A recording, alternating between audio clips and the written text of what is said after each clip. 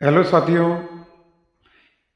एक बार सुमित्रानंद पंत जो कि भारत के महाकवि माने जाते हैं, उनसे किसी पत्रकार ने सवाल किया कि अगर भारत की सबसे बड़ी इस युग की अगर तीन हस्तियों के नाम आपसे पूछे जाए जिन्होंने पूरे विश्व में भारत का नाम बढ़ाया, तो आपका जवाब क्या होगा? तो साथियों, कुछ देर तक सुमित्रानंद पंत थोड़े विचारशील रहे, चिंतन में रहे, और उसके बाद में उन्होंने जो नाम दिया, दोस्तों मैं आज उन्हीं के बारे में बात करना चाहूँगा। महाकवि सुमित्रानंद पंत ने कहा कि भारत के इतिहास के आकाश में अगर तीन सर्वश्रेष्ठ नाम मैं देना चाहूँ तो मैं पहले नंबर पे जो नाम देना चाहूँगा उनका नाम है डॉक्टर भीमराव अंबेडकर साहब। साथियों, जब भी आप इस क्लिपिंग को सुने तो अपने हृदय में एक बार उनको महसूस करें, जिनके बारे में मैं खुद कहना चाहूँगा कि मजलूमों के मसीहा हो और बेसहारों का सहारा हो और बेरहम तपती धूप में सजर सी शीतल छाया हो। आपकी तारीफ में क्या कहे अंबेडकर साहब, बाबा साहेब। मराठी में कहते हैं कि बाबा साहेब यानी पिता साहेब, पिता का जो दर्जा दिया गया, कि आपकी तारीफ में क्या कहें। आप तूफानों में कश्ती से हो और डूबतों का किनारा हो, आपका इकबाल और बुलंद हो, आप वक्त की राहों में मजलूमों के और बेबसों के, पीड़ितों के सबसे बड़े सहारा हो। कुछ बातें जो मैंने भी पर्सनली महसूस की है, उनके लिए मैं कहना चाहूँगा कि ताबे आब बर्ताव नजरिए जज्बात सब ऐसे ही होते हैं, कि ताबे आब बर्ताव नजरिए जज्बात सब ऐसे ही होते हैं, और ये दानिशमंदी, ये रहनुमाई के अंदाज ऐसे ही होते हैं। और हमने करुणा के मसीहा देखे तो नहीं, पर लगता है कि फरिश्ते अगर कहीं होते हैं तो कुछ कुछ आप जैसे ही होते हैं बाबा साहब, कुछ कुछ आप जैसे ही होते हैं। साथियों, विद्वता की अगर बात आती है तो एक यूरोप का समाचार पत्र है जिसको संडे मिड डे जिसका नाम है, उसने कहा था कि गौतम बुद्ध के बाद में एक ऐसा नाम भारत से सामने आया जिसने भारत के नाम को पूरी दुनिया में, पूरे ब्रह्मांड में चमकदार बना दिया। और उस विद्वत हस्ती का नाम उन्होंने बताया डॉक्टर भीमराव रामोजी अंबेडकर। मैं राम गोपाल पुरोहित सोमता, कितने भी मतभेद किसी से हो सकते हैं, लेकिन अगर सियासत की बात करें, कई गांधी जी से और अंबेडकर साहब से बहुत ही उनके आपस में बीच में मतभेद भी थे, कई बातों पे उनका वैचारिक टकराव भी रहा। लेकिन जब विद्वता की बात आती है, जब कोई सोचता है इनके बारे में, तो एक ही नाम जहनो दिल में आता है, और वो नाम है डॉक्टर बाबा साहेब आम्बेडकर। और इस नाम से लोकप्रिय भारतीय बहुज्ञ विधिवेता, अर्थशास्त्री, राजनीतिज्ञ और वे समाज सुधारक थे। उन्होंने दलित बौद्ध आंदोलन को प्रेरित किया और दलितों से सामाजिक भेदभाव के विरुद्ध अभियान चलाया था। श्रमिकों, किसानों और महिलाओं के अधिकारों का समर्थन भी किया था। वे स्वतंत्र भारत के प्रथम विधि एवं न्याय मंत्री, भारतीय संविधान के जनक एवं भारतीय गणराज्य के निर्माता थे। उनके बारे में दोस्तों क्या बोलूं। अंबेडकर साहब विपुल प्रतिभा के छात्र थे, इतनी विपुल और इतनी विविध प्रतिभा के धनी थे कि उन्होंने कोलंबिया विश्वविद्यालय और लंदन स्कूल ऑफ इकोनॉमिक्स, दोनों ही विश्वविद्यालय से अर्थशास्त्र में डॉक्टरेट की उपाधियां प्राप्त की तथा विधि, अर्थशास्त्र और राजनीतिक विज्ञान में शोध कार्य भी किए थे।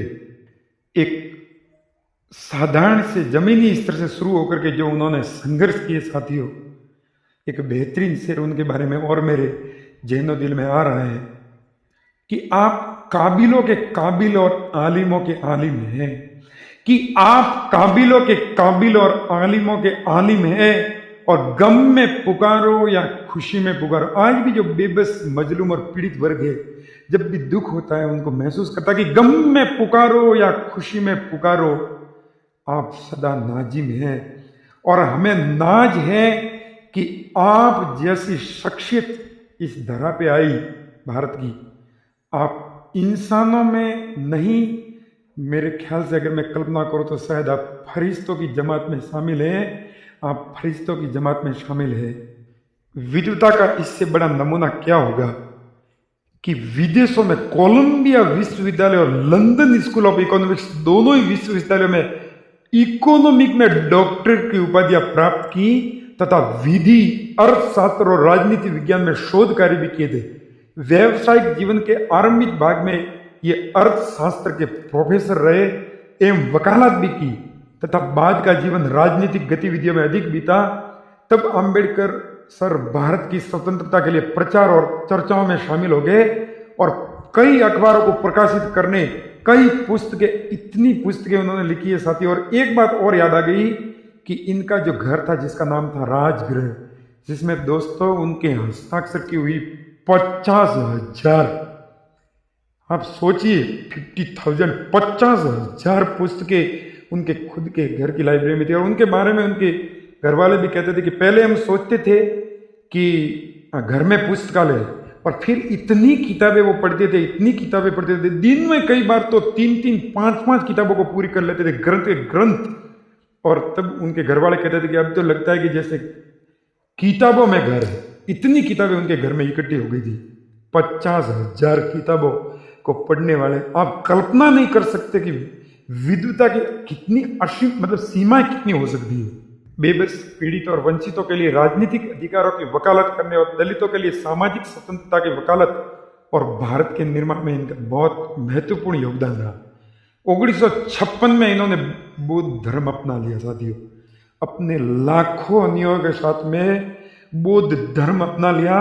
और साथियों बड़ी 1990 में उन्हें भारत रत्न अर्थात भारत के सर्वोच्च नागरिक सम्मान से मरणोपरांत सम्मानित किया गया। और 14 अप्रैल को, जो कि उनका जन्म दिवस है, वो अम्बेडकर जयंती के रूप में, एक त्योहार के रूप में भारत समेत पूरी दुनिया में दोस्तों मनाया जाता है। और अम्बेडकर साहब की विरासत में कई लोकप्रिय संस्कृति, कई स्मारक और चित्रण शामिल है। साथियों जब आप ये वीडियो सुन रहे हैं तो एक लाल अक्षर में सब्सक्राइब लिखा है, इस चैनल को सब्सक्राइब जरूर करें ताकि मैं और प्रेरित हूँ और उनके जीवन के ऊपर मैं 20-25 भाग में बोलना चाहता हूँ। तो इस चैनल को सब्सक्राइब जरूर करें और शेयर करें और लाइक करें। एक और बात मेरे दिमाग में आ गई साथियों, मैं राष्ट्रीय स्तर से सम्मानित, भारत सरकार से सम्मानित कवि हूँ। और उनके बारे में जब मैं बोलता, एक बात और याद आ गई कि अब जब उन्होंने ये स्टार्ट की चीजें तो कि अभी तो राह शुरू हुई है, मंजिल लेकिन दूर है, उजियाला महलों में बंदी हर दीपक मजबूर है। अरे मिलान सूरज का संदेशा हर घाटी मैदान को, धरती बांटी सागर बांटा मत बांटो इंसान को, मंदिर मस्जिद गिरजा घर में बांट दिया भगवान को। किसी कवि ने कहा है कि मंदिर मस्जिद गिरजा घर में बांट दिया भगवान को, धरती बांटी सागर बांटा, कम से कम मत बांटो इंसान को, मत बांटो इंसान को। उनको जीवन भर साथियों संघर्ष करना पड़ा, अनवरत वो संघर्षशील रहे, बेबस पीड़ित और मजलूमों के लिए, उनके अधिकारियों के लिए। उनके बारे में अंत में मैं 4 लाइनें जरूर कहना चाहूँगा।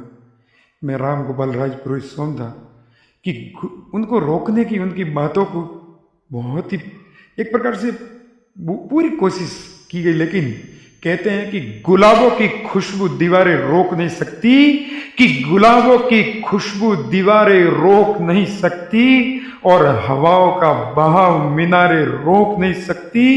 अरे बुलंद हौसले ही जिनके जीवन की हकीकत थी साथियों, अरे बुलंद हौसले ही जिनके जीवन की हकीकत थी। अरे फौलादों की तकदीरें तो दोस्तों तदबीरें भी नहीं रोक सकती, अरे फौलादों की तकदीरें तो तदबीरें भी नहीं रोक सकती साथियों। उनकी सारी शिक्षा दोस्तों एक 4 लाइनों में आती है कि होके मायूस नहीं हूं शाम से ढलते रहिए, अरे जिंदगी भोर है सूरज सा निकलते रहिए। साथियों कभी थकना मत, और एक ही पांव पे ठहरोगे तो थक जाओगे, धीरे धीरे ही सही लेकिन राह पे चलते चलिए, राह पे चलते चलिए।